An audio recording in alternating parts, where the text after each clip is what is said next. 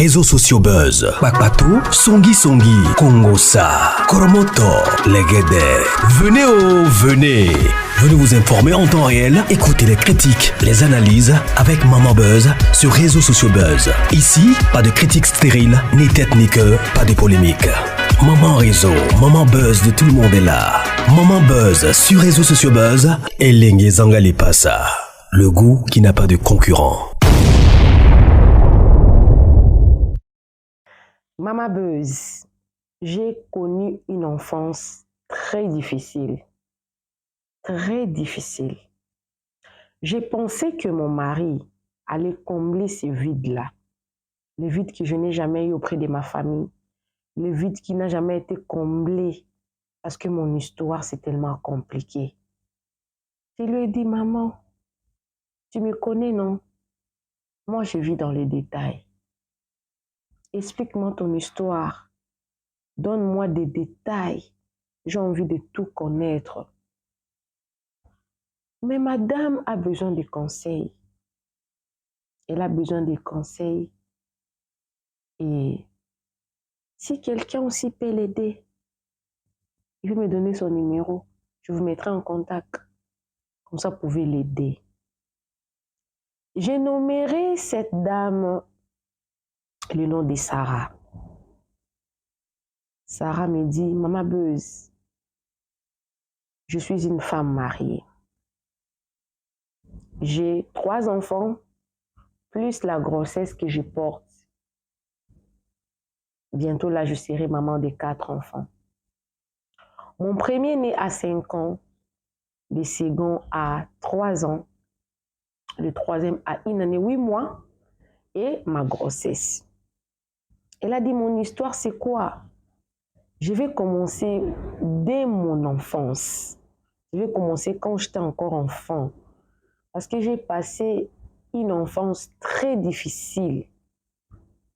Je n'ai pas vraiment connu l'amour. Mais j'ai pensé que quand je veux me marier, quand je vais commencer à avoir des enfants avec mon mari, tout ce que je n'ai pas réussi, j'allais donner à mes enfants. Mais mon mari a tout gâché. Je ne sais pas quoi faire.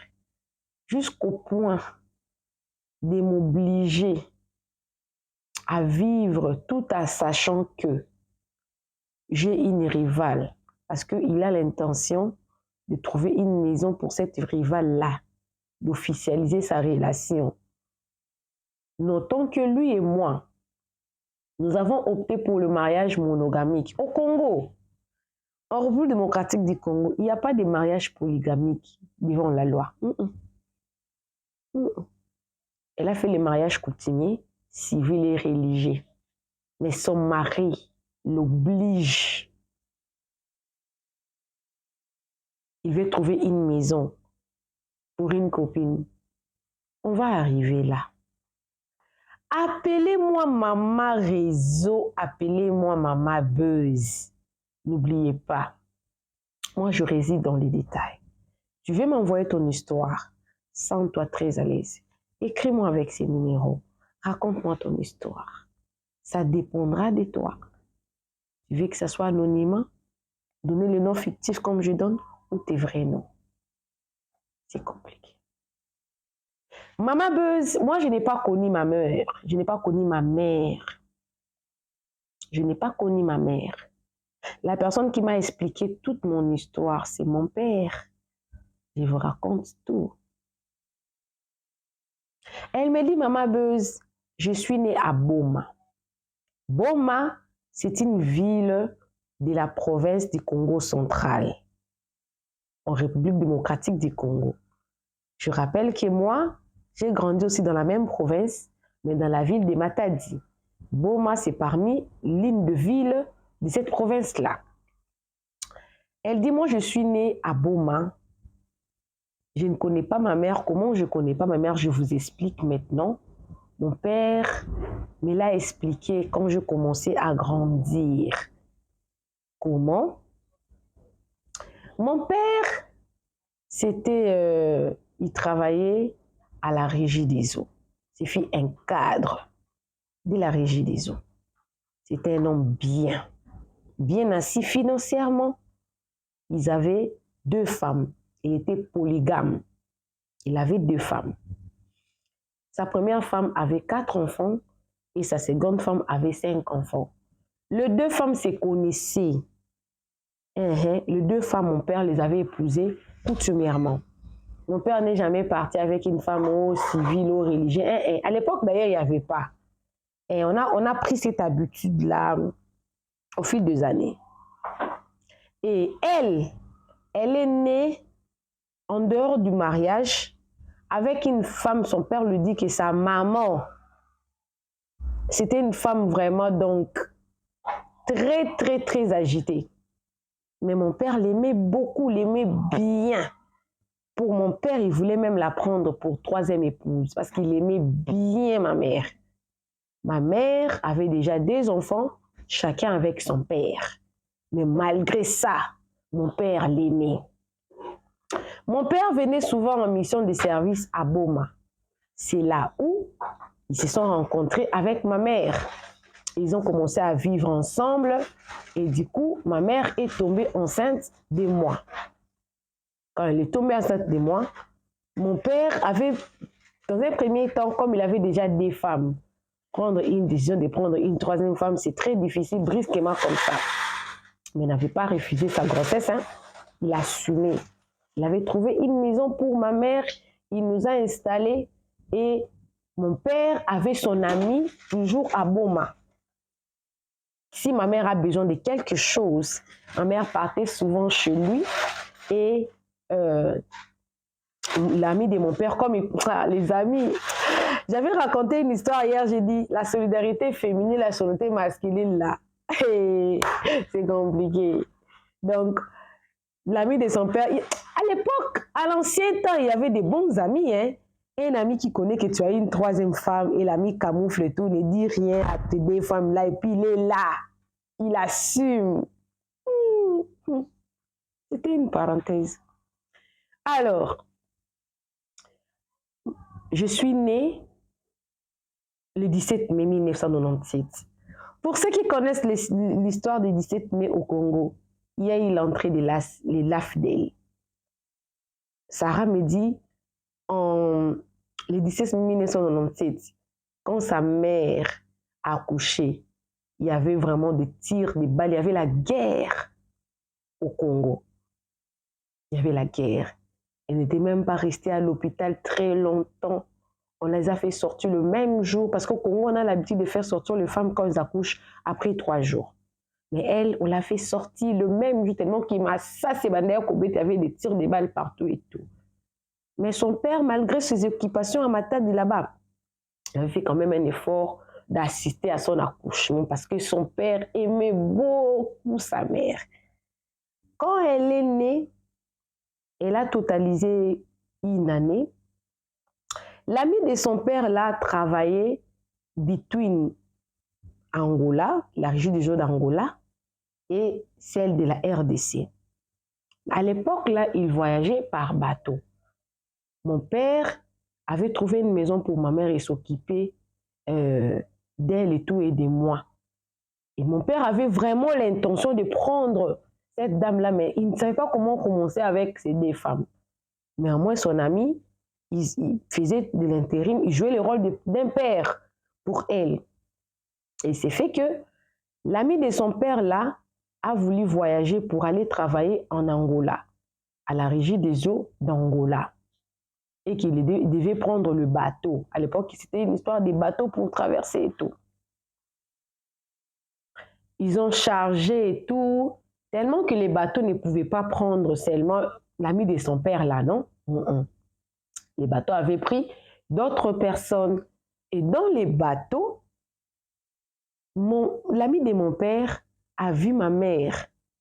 Ma mère s'appelait Félie. Elle a appelé Félie.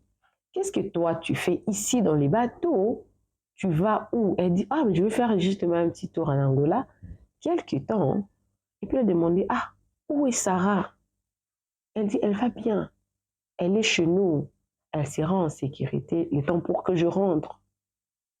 Mon père, l'ami de mon père n'était pas vraiment préoccupé de moi. C'est ainsi que dans les bateaux, là, il y a beaucoup de personnes et tout. Ils se sont déjà séparés, tout parti. 2 semaines après, en Angola, sur la route comme ça, mon père, l'ami de mon père, pardon, excusez-moi, l'ami de mon père s'est rencontré encore avec ma mère. Il posa la question, jusque-là, tu es toujours là. Sarah est restée avec qui? Elle dit, donc, comment dire, elle lui a répondu tellement mal. Elle lui a répondu impoliment. Hey, ta vie ne me concerne pas, beaucoup de questions comme ça, c'est quoi ça? Hey. C'est rappela que quand elle avait vu la maman de Sarah dans les bateaux, elle n'avait pas le réflexe là de signaler à son ami qui regarde. Dans les bateaux où nous avons fait le voyage, j'avais vu ta femme ou ta copine Félie, mais je ne l'avais pas vue avec ta fille. Il avait complètement oublié. Mais quand l'ami de son père a vu maman de Sarah en Angola, elle s'est dit non, ça, il y a un danger. Il a cherché par tout le moyen d'appeler le papa de Sarah pour signaler, non, regarde, j'ai vu Félie ici, mais je ne l'ai pas vue avec ta fille. Je l'avais vue dans les bateaux, ça fait 2 semaines. Jusque-là, elle est là, je ne sais pas si Sarah va bien. C'est comme ça que le papa de Sarah était tellement dérangé. Il a voulu faire un tour à Boma, parce que le papa de Sarah vivait à Matadi avec ses 2 femmes. Arrivé là-bas, il est parti là où il avait laissé sa femme et les autres enfants et avec Sarah.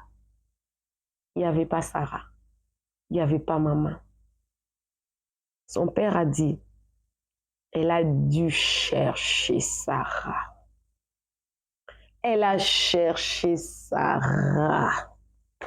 Elle a cherché. Elle a dit, j'étais chercher ma fille. Elle n'avait pas voulu jeter son sang. J'étais beaucoup cherché. Je n'étais pas en paix. Lui, la femme pouvait partir. Mais moi, toi, tu étais mon sang. Jusqu'à ce qu'ils ont lancé beaucoup de communiqués, ils ont lancé. On lui a dit que non, ta fille restait dans une maison où il y avait deux personnes âgées. Il y a un couple très âgé qui avait créé comme une orphelinat. On dit quoi? Un orphelinat. Écrivez dans les commentaires, moi les là, ça me complique des fois. Dans l'orphelinat, ils avaient leur orphelinat et tout. Et Sarah était là. Il s'est fait que la maman de Sarah l'aurait parti laisser là-bas auprès de ces couples-là, les confiant auprès de ces couples-là, dire que je vais revenir. Mais quand le papa de Sarah était venu, elle dit, mon père m'avait reconnu seulement par mon visage, parce que je lui ressemble tellement, mais j'avais les mains gonflées, j'avais une malnutrition énorme. Mais comme j'étais un enfant, je jouais avec mes amis et mon père m'a appelée Sarah. Elle avait dans les 2 ans et demi, 3 ans, et nageait entre ces âges-là. Et Sarah dit, mon père me dit, ça c'est une histoire que son père l'a racontée, non?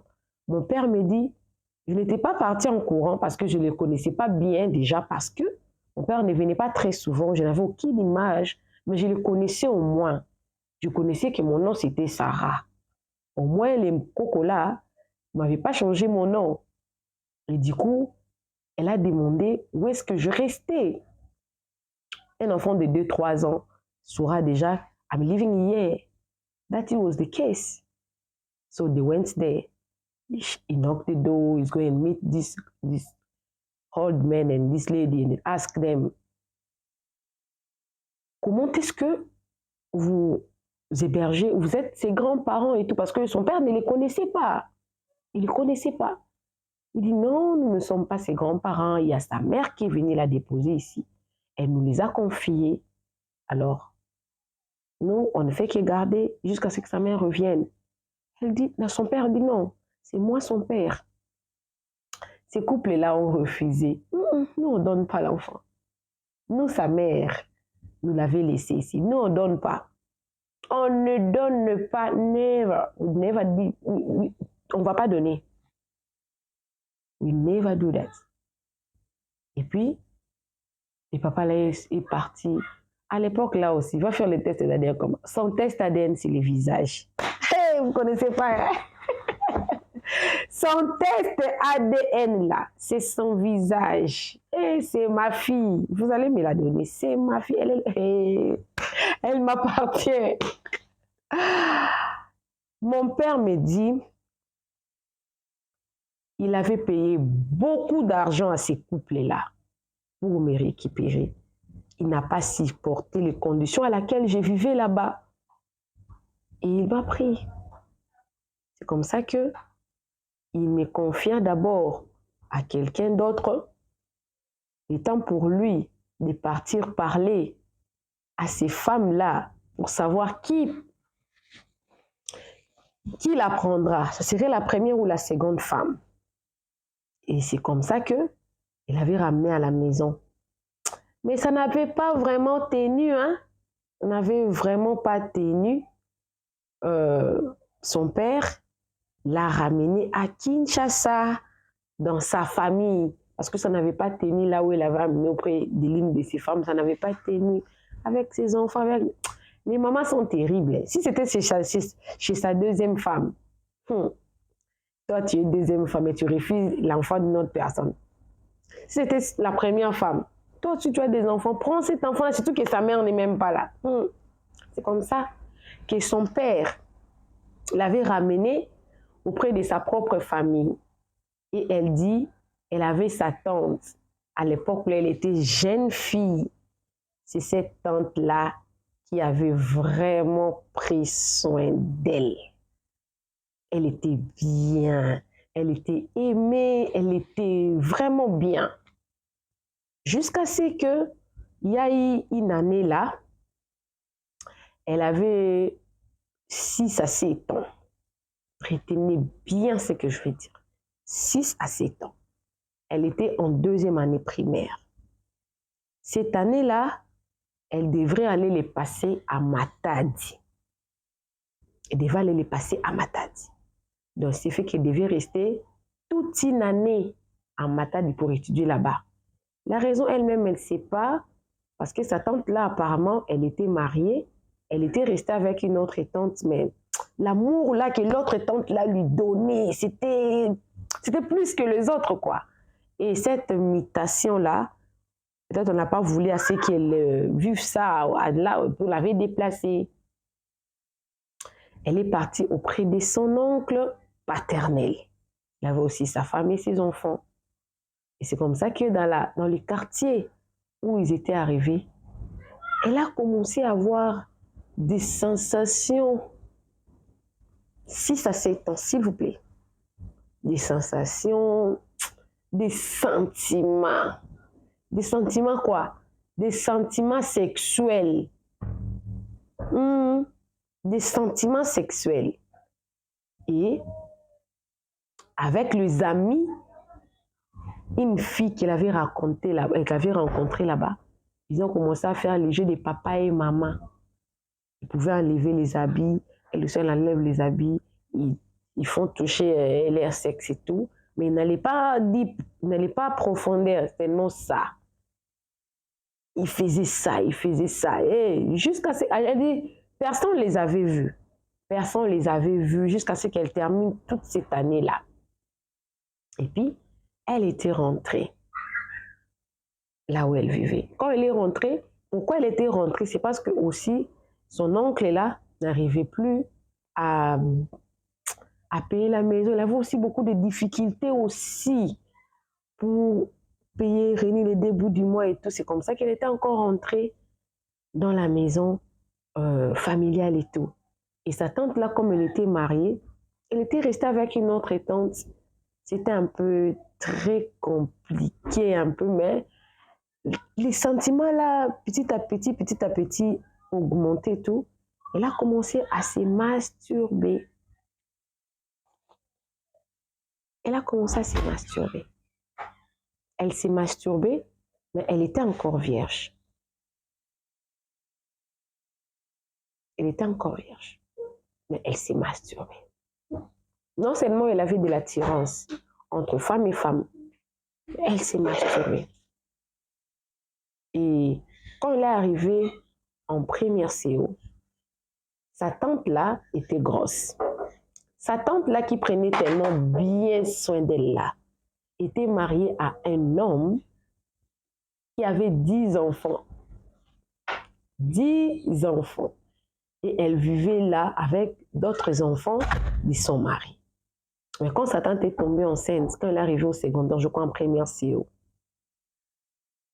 et sa tante voulait qu'elle aille rester là-bas jusqu'à ce qu'elle accouche pour qu'elle l'aide. La réalité du mariage, non? Le mariage est très complexe. Le mariage est très complexe.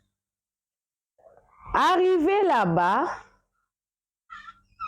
l'une des filles du mari de sa tante avait aussi la même attirance qu'elle. C'est là qu'ils avaient bien vécu. Ils ont commencé à mougouli. Les filles, mougouli, chaque nuit. Ils faisaient des mougoulis, mais ils étaient vierges. Des sentiments là. Elle a dit tous les temps qu'elle a passé chez sa tante là, c'est ce qu'elle faisait avec l'une des filles du mari de sa tante. Jusqu'à ce que sa tante, qu'elle finisse, parce que sa tante aujourd'hui, elle est aux États-Unis. Elle est en train de faire le démarche avec son mari. Je ne sais pas si c'était par divi ou quoi, par quoi. Jusqu'à ce que les démarches puissent finir et tout. Et cette fille-là et les enfants et cette famille-là avait fini les démarches. Elle devait rentrer encore à la famille parce que sa tante devait partir aux États-Unis. C'est comme ça qu'elle était encore entrée dans la maison familiale. Son oncle est là aussi, comme elle n'arrivait pas à payer les loyers. Elle était rentrée dans la maison familiale avec sa femme et ses enfants. Et son oncle paternel là, il avait aussi sa fille, mais elle est plus âgée que sa fille. Avec elle aussi, il y avait des attirances, mais c'était pas très profond et tout. Et c'était bien. Jusqu'à ce qu'elle arrive maintenant en 4e année des humanités, elle avait trouvé dans le même quartier, parce qu'elle vivait, c'était sa vie, non, elle étudiait. Malgré tout ça, elle était intelligente à l'école. Hein? Elle était intelligente, vraiment intelligente. Elle était intelligente à l'école. Dans le quartier où elle habitait, elle avait, elle m'a dit qu'elle avait 16 ans. Mais elle s'est engagée avec un homme qui avait 25 ans. Déjà, homme. Et elle était vierge. Je signale que même si elle a fait des masturbations, même si elle a mougoulé avec les filles et tout, elle n'avait pas couché avec un homme. C'est comme ça qu'elle était, les garçons là a commencé à lui déranger et tout. Et puis elle a dit oui. Quand elle a dit oui, ils ont commencé à sortir ensemble, mais n'avaient pas découvert les jardins secrets. Ils n'étaient pas encore partis en profondeur. Ils n'avaient pas mougouli encore. Les garçons là aussi, ils habitaient chez eux. Elle aussi chez elle. Juste un jour, les garçons ont dit aujourd'hui on va nous rencontrer chez mon ami. J'ai des choses à dire et tout. Or, c'était un piège. Il est arrivé là-bas, son ami les a laissé sa chambre, non? En laissant sa chambre comme ça, quand elle est entrée, le garçon a fermé la chambre. Comme ça que le garçon commençait à lui dire que non, tu sais, je t'aime et tout, j'aimerais le faire avec toi. Et puis elle lui dit que non, je suis vierge. Elle dit que tu vois, ça va bien se passer et tout. Et elle a refusé tellement que elle était déjà prise au piège dans la chambre là et tout. Les garçons la mougouli comme une personne qui a déjà fait ça. Elle dit, elle a pleuré, mais les garçons a fait jusqu'à 3 coups. Vous imaginez, il y a des hommes. Et c'est comme ça que quand elle a fini, elle dit elle n'arrivait même plus à marcher. Elle ne savait même pas comment arriver à la maison. Mais par la grâce de Dieu, comme elle-même l'a dit, j'ai souri. Elle avait trouvé quand même un moyen là pour rentrer seulement à la maison. Pour rentrer seulement à la maison. Elle était quand même rentrée à la maison. Elle me dit, Maman Buzz, à partir de ce jour-là, à partir de ce jour-là, Maman Buzz, j'étais devenue vraiment, vraiment, vraiment mon boulot. Comme on dit mon boulot. Au Congo, quand on dit mon boulot. Donc, presque comme une prostituée. Je ne refusais aucun homme. Elle a dit, j'ai couché avec des hommes comme pas possible. J'aimais le sexe. J'avais beaucoup de copains. Beaucoup de copains. Je ne me souviens même plus du nombre. Je ne me souviens même plus du nombre de copains que j'ai eu à sortir avec. C'était tellement beau. Mais parmi tous les copains là, je n'ai jamais été enceinte. Jamais, même pas une seule fois, jamais. Jusqu'à ce que j'arrive en 6e année. L'année terminale, non, pour obtenir le diplôme d'État. Les bacs, comme on dit. Il avait rencontré son mari actuel. À l'époque, lui également, il venait à peine de sortir. Il travaillait dans une société de la place. J'étais le nom de la société de la place parce que c'était une publicité et tout. Il s'est débrouillé, hein, il s'est débrouillé. Bon. Il avait sa vie. Il vivait bien. Pas riche, pas pauvre. Il avait les moyens de vivre. Yes, il avait les moyens de vivre en tout cas. C'était bien.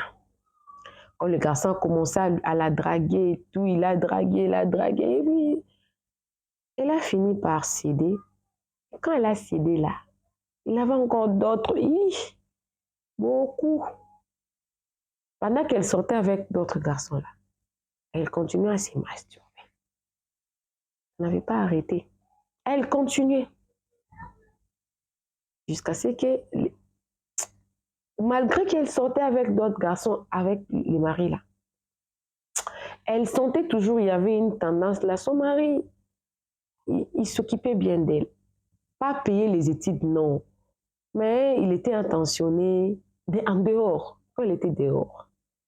Il était bien, une bonne relation. Il lui faisait beaucoup de promesses. Jusqu'à ce qu'elle dit, je peux aussi arrêter. Hein? Et puis il a essayé un peu d'arrêter. Mais il y a eu une vacances là, pendant les vacances, elle est partie à Matadi. Parce qu'elle avait de la famille là-bas. Arrivée à Matadi, elle s'est rencontrée avec un homme là-bas. Et tellement qu'elle avait ces sémences-là en elle et tout, elle a couché avec cet homme. Le monsieur, il a dit que le monsieur avait un très gros bangala. C'était bien. Plus que même. Donc, c'était bien. Et quand elle est rentrée, elle continuait à causer avec le monsieur là et tout. Son chéri là, qui est son mari actuel, a remarqué ça. Et puis ça a créé une incompréhension. Ils se sont séparés. Et c'est là où elle avait pris quand même conscience. Quelle est cette vie que je mène ici? Dans ma homme, je grandissais la femme, je me masturbe.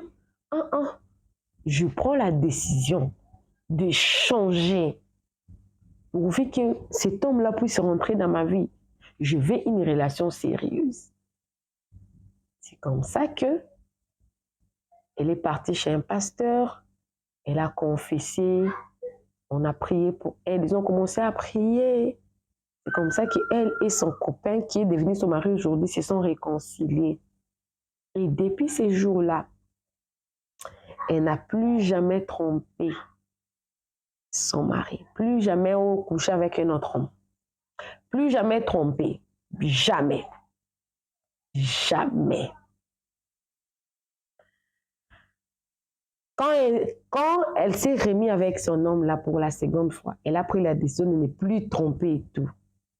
Elle est tombée enceinte pour la première fois. Elle me dit, maman Meuse, je n'ai jamais tombé enceinte. Je sortais avec les hommes sans préservatif, sans rien. Elle n'est jamais tombée. Même pas une seule fois. Elle ne tombait pas enceinte. Comme si la grossesse avait... Hein? Était distrait.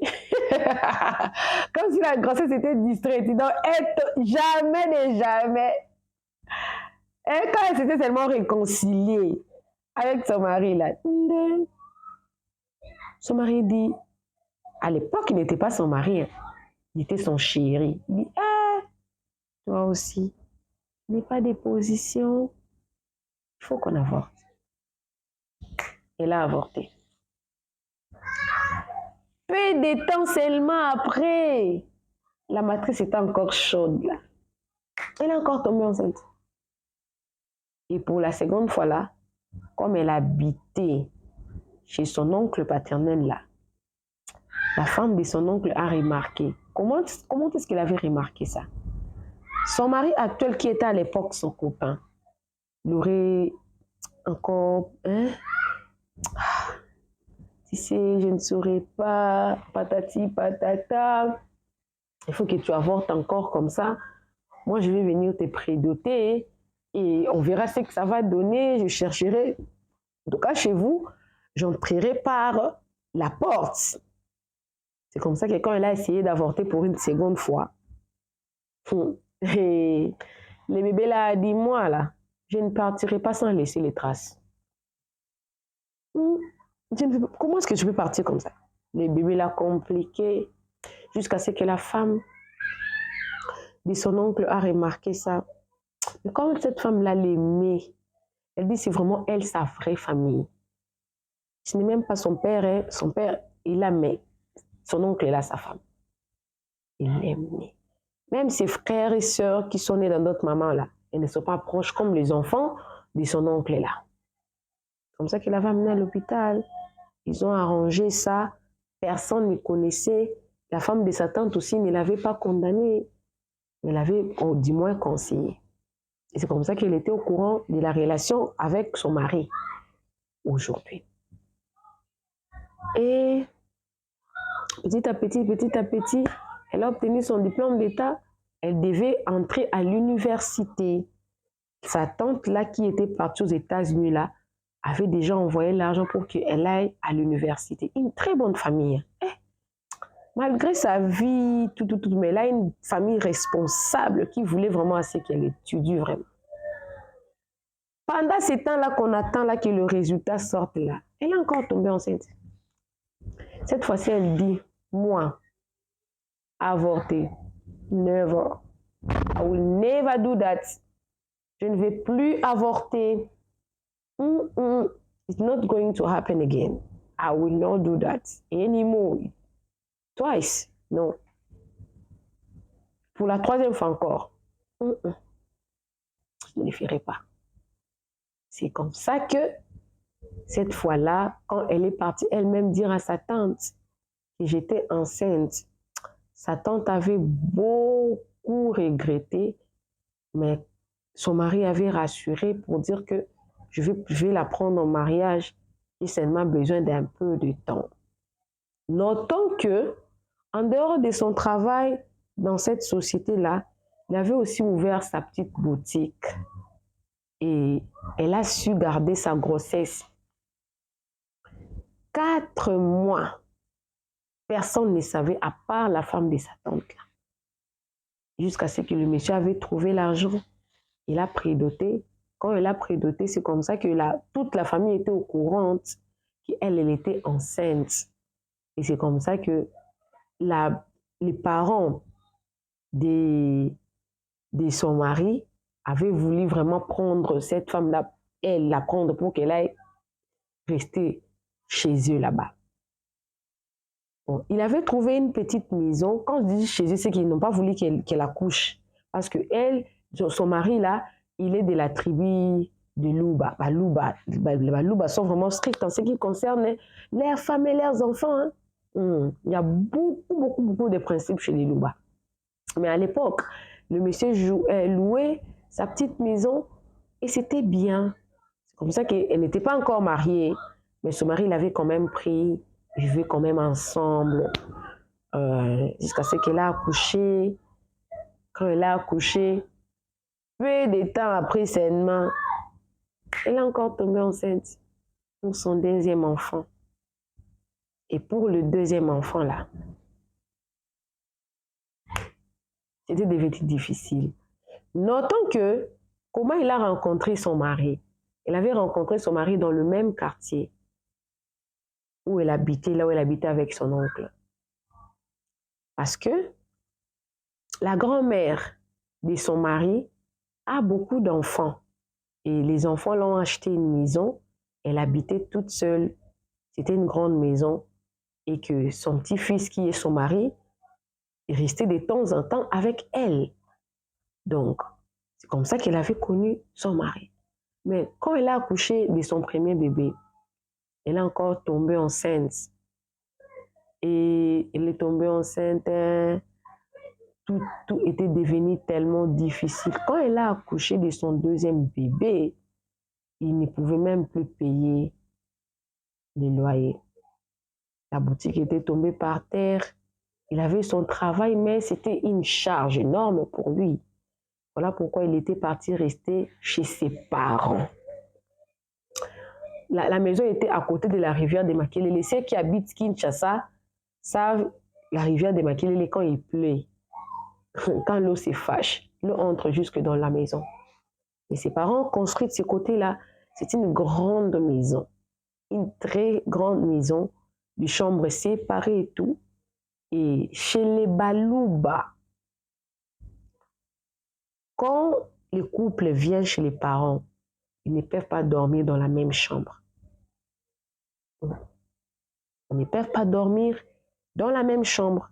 On a mis son mari à part, on l'a mis aussi à part. Et il ne pouvait pas coucher dans la maison de ses parents. Il ne pouvait pas faire l'amour dans la maison de ses parents. Vous serez maudits. Il y a beaucoup de restrictions sur ces tribus-là. Et elle et son mari étaient devenus très distants parce que son mari sortait très tôt. Parfois, elle ne s'est pas encore réveillée. Et il rentrait très tard. Quand il rentrait, il y avait la maman de son mari qui était toujours là, en train de lui parler. Il n'avait plus de temps. Sa maman était toujours là. Sa maman était toujours là. Elle rôdait toujours. Elle m'a dit, sa maman rôdait toujours là. Donc, il n'y avait plus... Avant de faire l'amour un peu, ils devaient se payer l'hôtel et tout. Ils étaient partis là parce qu'ils n'avaient plus les moyens pour se payer le loyer. Payer encore les hôtels, ils ne pouvaient pas les faire tout le jour. Et cette distance-là, elle a repris à se masturber. Self-satisfaction. Elle a repris à se masturber. Sa grand-mère, la maman de son mari ne l'avait pas aussi aidé parce qu'ils pouvaient même se rencontrer, se toucher, s'embrasser, se caresser. Ça pouvait enlever les idées là, mais rien. Rien. Ils sont restés là presque 3 ans. Et avant de quitter là, son mari ne sont nés qu'à 2. Dans la maison là, familiale là, il y avait la femme qui est le grand frère de son mari, avait laissé là avec 2 enfants. Son mari était parti à une autre province qu'on appelle Kisangani. Là, il a épousé une autre femme, et avec cette femme-là, il n'avait pas d'enfants. C'est là où ils vivaient tous. Presque 3, jusqu'à ce que son mari s'est battu. Il s'est battu. Les choses ont commencé un peu à s'ouvrir un peu. Et tellement qu'elle avait déjà des enfants, la grand-mère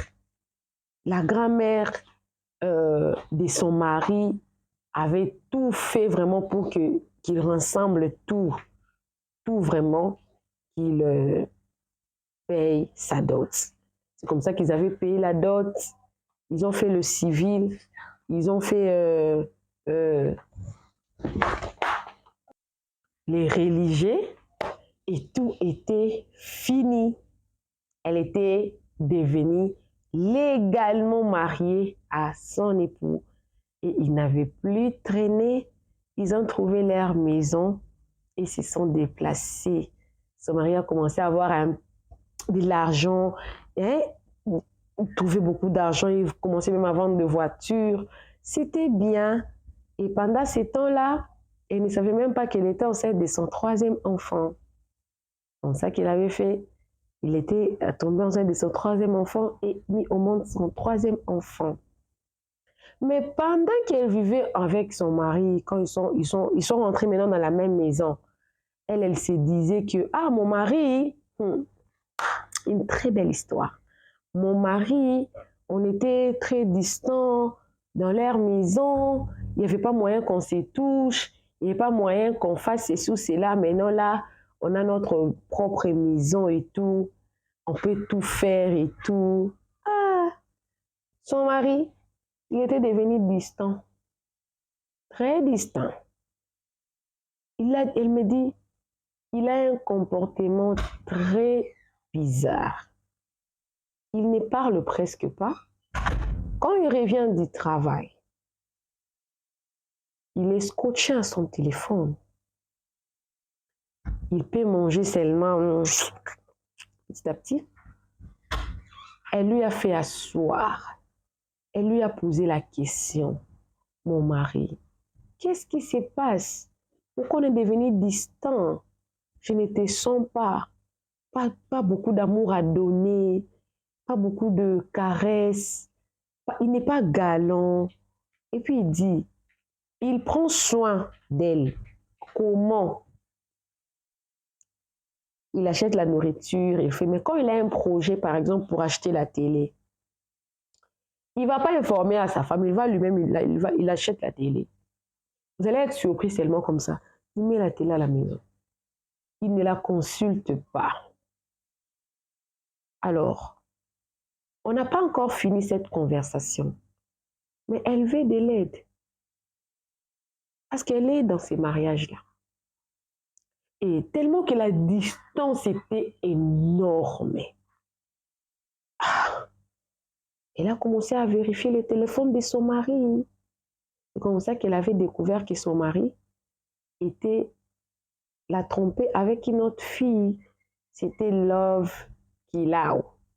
L'amour fou avec cette dame-là. C'est cette dame-là qui lui prenait trop son temps. Quand elle a appris ça, elle était fâchée. Elle a voulu même divorcer avec 3 enfants. Beaucoup. Elle a voulu même divorcer. Son mari a refusé le divorce. Il a refusé le divorce. Son mari l'a obligé, il a dit, je ne vais pas quitter cette fille-là. Je ne vais pas te quitter aussi. D'ailleurs, je vais trouver une maison pour cette dame-là. Tu dois accepter qu'elle soit là. Pendant tout ce temps-là, elle était en train de faire tous ces désordres-là, elle ne savait pas qu'elle était enceinte.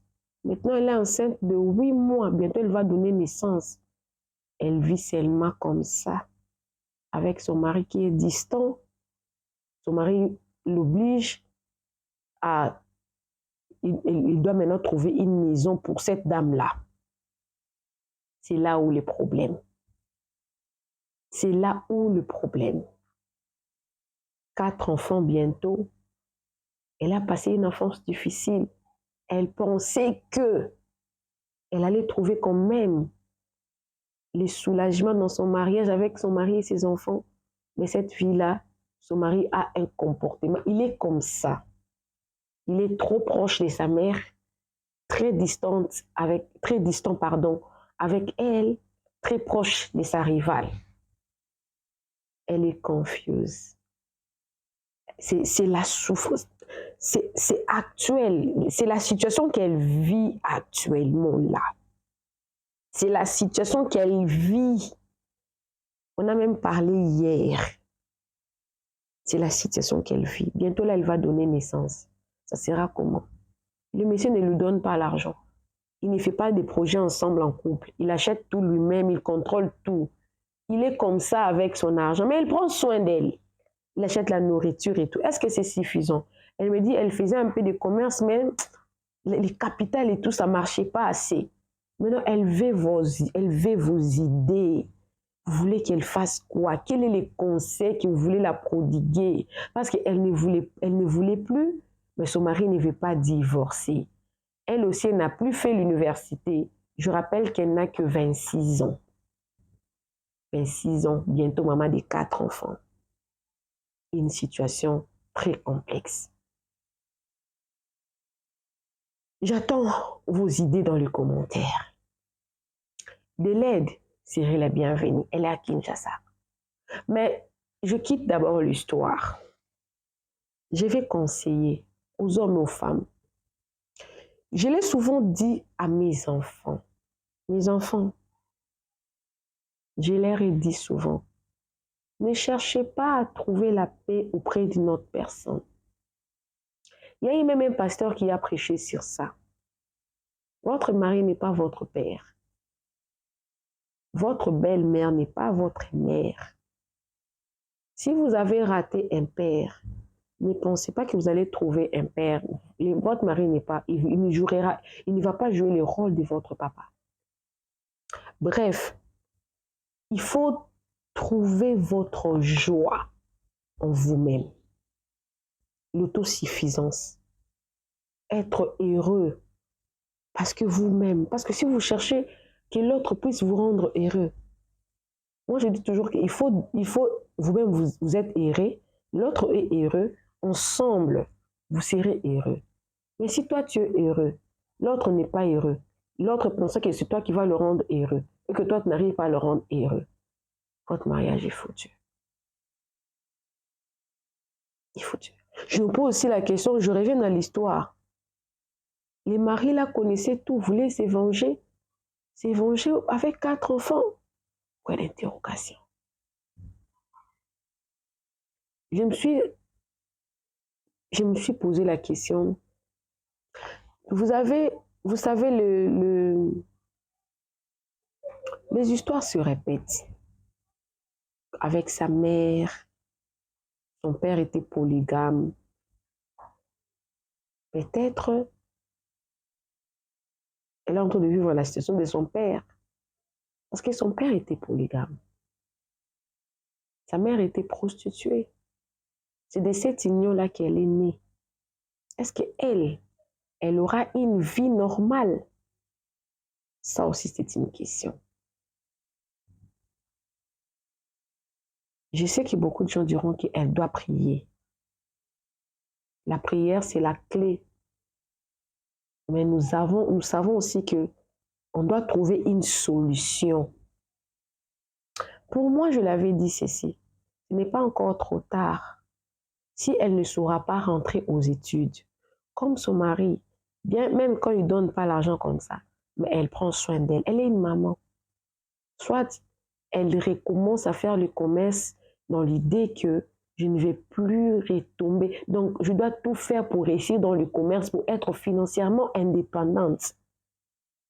Parce que si elle a posé des questions à son mari, elle le réveille la nuit pour dire que pourquoi tu es distant, elle n'a aucune réponse concluante. Mais si au moins elle peut prendre ses enfants comme sa priorité, ne pas prendre sa priorité comme étant son mari. Quelque part, vous allez me dire que non, maman Beuse, vous lui demandez de sacrifier son bonheur. Non, je ne demande pas de sacrifier son bonheur. Je demande de penser à ces bonheurs-là. Les enfants sont une bénédiction. Trouver quelque chose qui lui rendra heureux. Quelle est la chose qui te rendra heureux? Parce que j'en parle, j'englobe toutes les personnes qui vivent dans cette même situation. Quelle est la chose qui te rend heureux? Si c'est le commerce, fais du commerce, tu seras heureux. Comme ça, quand ton mari est au travail, même s'il revient tard, même si tu sais qu'il est chez l'autre là, si tu sauras vivre comme ça, tu ne peux pas dire, divorce de cette relation. Non. Il y a des situations, on ne peut pas aller vite en besoin. Elle n'a aucune issue. Elle ne va pas rentrer avec 4 enfants à la famille. Qu'elle commence à faire le commerce. c'est qu'elle aime, comme elle aime le commerce. Parce que si elle devait rentrer à l'école, ce sera beaucoup de tournures. Mais même si elle donnait naissance aujourd'hui, si elle fait le commerce, elle sera occupée avec le commerce. Elle sera occupée avec les clients, qu'elle se focalise sur ses enfants, sur son commerce, ça lui rendra heureux. Qu'elle cherche son espace propre à elle, qu'elle trouve sa joie à ce qu'elle-même elle fait et qu'elle prie. Seigneur, je ne veux pas reprendre la vie de mon père ou de ma mère. Je veux que j'aie mon propre chemin. J'ai dit ces conseils que je l'avais conseillé en privé, mais je le dis ici pour que d'autres personnes puissent être bénéficiaires de ces conseils ici. Ne cherchez pas vos bonheurs auprès d'un homme ou d'une femme. La joie, c'est Dieu qui donne.